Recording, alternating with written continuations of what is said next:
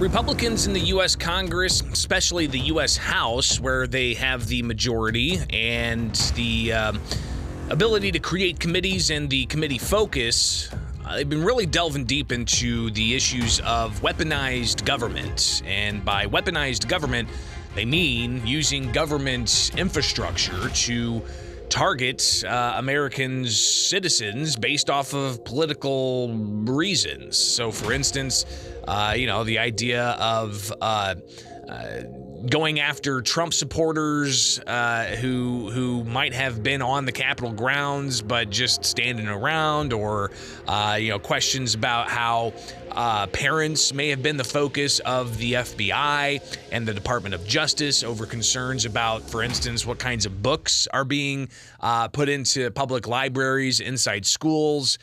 You've got a whole host of real serious concerns, including going all the way back to 2016. Where the FBI used the Foreign Intelligence Surveillance Act, FISA, to spy on then candidate for president Donald Trump based off of a bogus dossier that the most scandalous stuff was never, ever confirmed. And then they used that dossier, manipulated emails, and advanced FISA warrants to spy on the Trump campaign and the first few months of Trump's time in office in 2016 and into 2017. And then you got the Russia collusion narrative that went on all throughout. And even though Trump was a Republican and was, the leader of the Department of Justice de facto, with an attorney general at that time who'd recused himself from most of the things that were going on behind the scenes with the FBI, continuing to what some see as persecute individuals for their politics.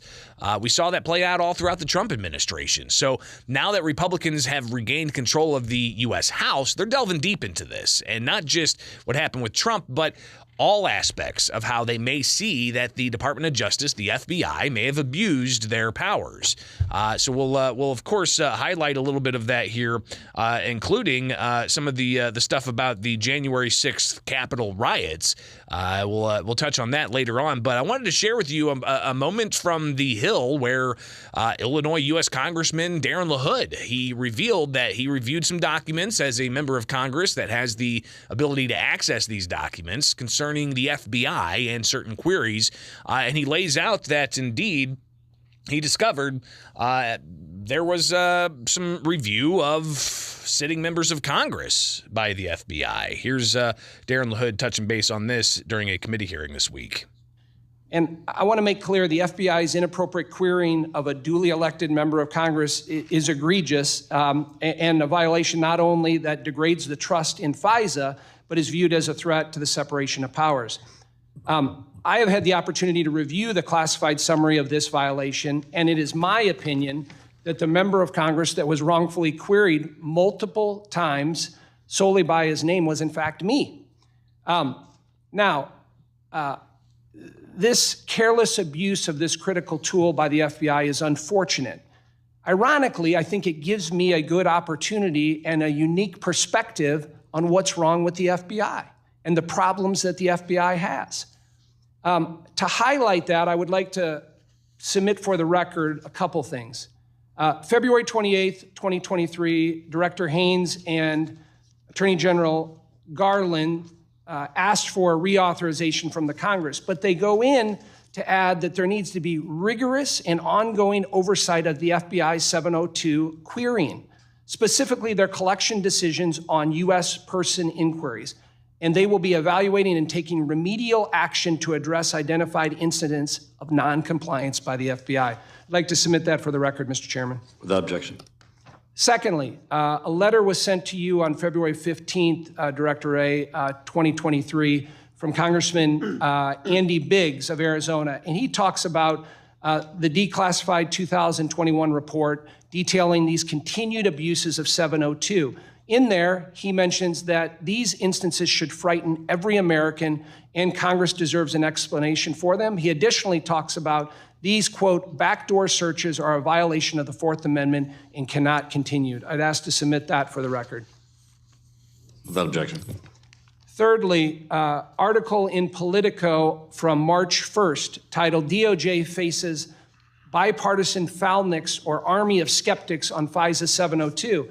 In that article, again, referring to this declassified report on the inappropriate use of 702, it talks about, in a sign of, I'll quote here, in a sign of odd political bedfellows in the House, who are pushing reforms, conservative Congressman Andy Biggs and progressive member Pramila Jalapai, both members of the Judiciary Committee, publicly vetted on the detail tucked in the footnote of the report.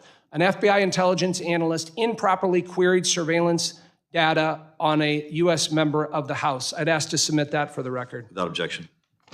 Lastly, the footnote that I mentioned that has been declassified states in there that the National Security Division of the U.S. Department of Justice and ODNI assessed, based on the facts and analysis of this FBI analyst, that these queries were not compliant because they were overly broad as constructed. I'd like to submit that for the record. Without objection.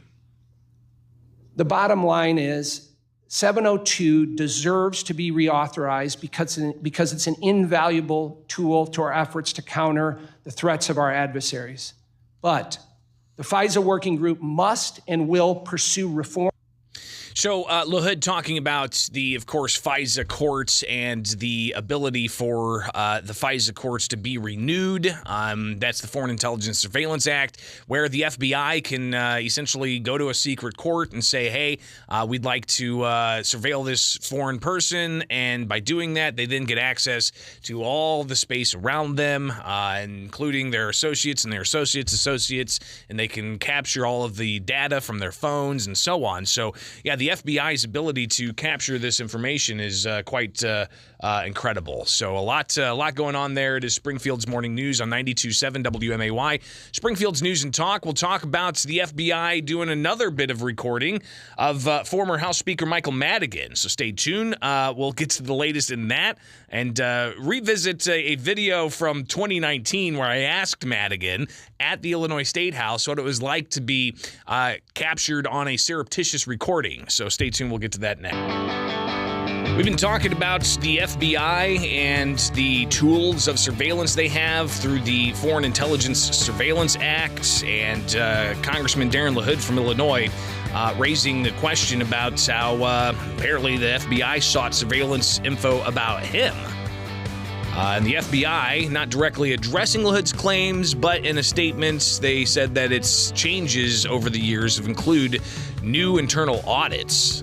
So interesting to see that, and that's all around the debate of should they extend the Surveillance Act, the Foreign Intelligence Surveillance Act, something that Congress has to decide before the end of this year.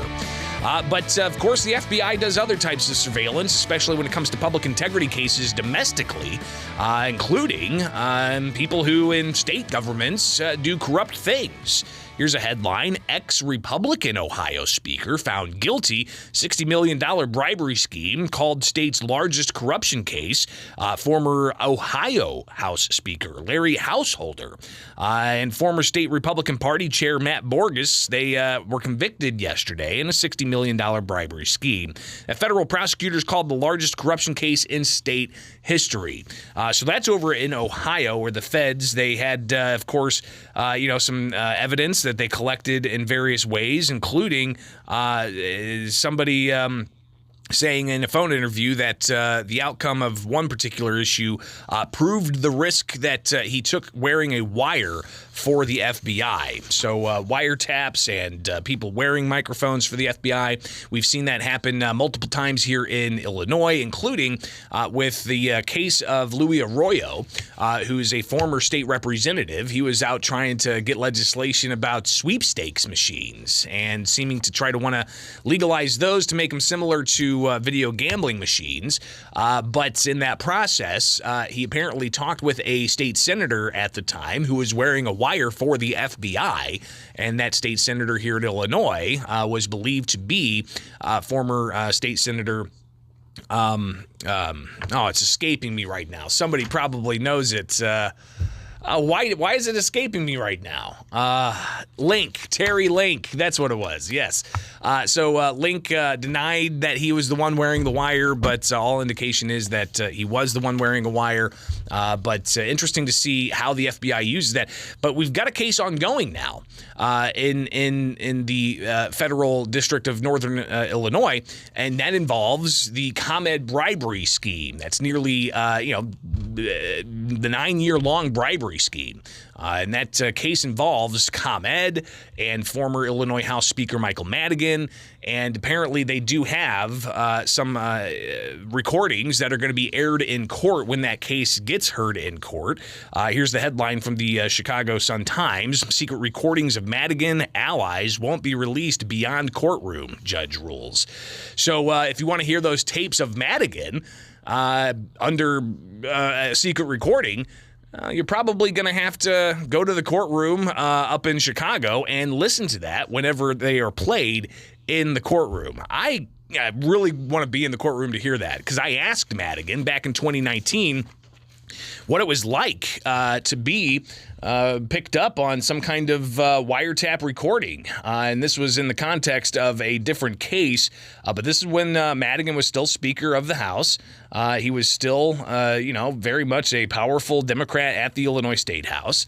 And the story was that he was picked up concerning a deal out of Chicago. And here's some of what Madigan had to say when I asked him what it was like to be caught on surreptitious recording by the FBI in this ongoing situation. In the whole Gonzalez case, but you also had a moment caught on some kind of surreptitious recording. Can you respond to those?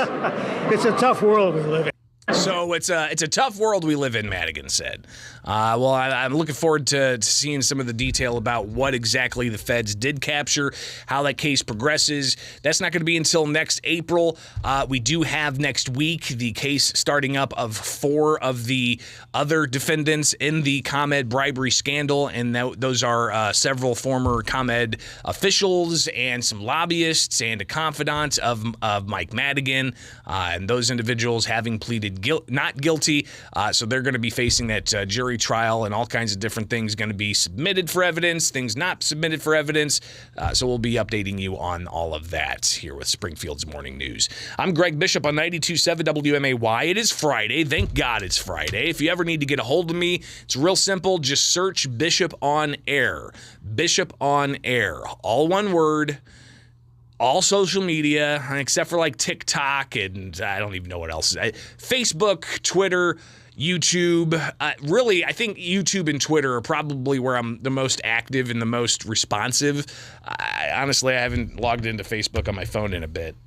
So if you want to message me, email me, bishoponair@gmail.com. All right, so make it happen. Let's connect, and you can share with me your thoughts about what needs to be covered, maybe some tips about some news stories, and maybe just some words of encouragement. That definitely fuels my fire, so I appreciate that. Got to take a break, though, here on WMA.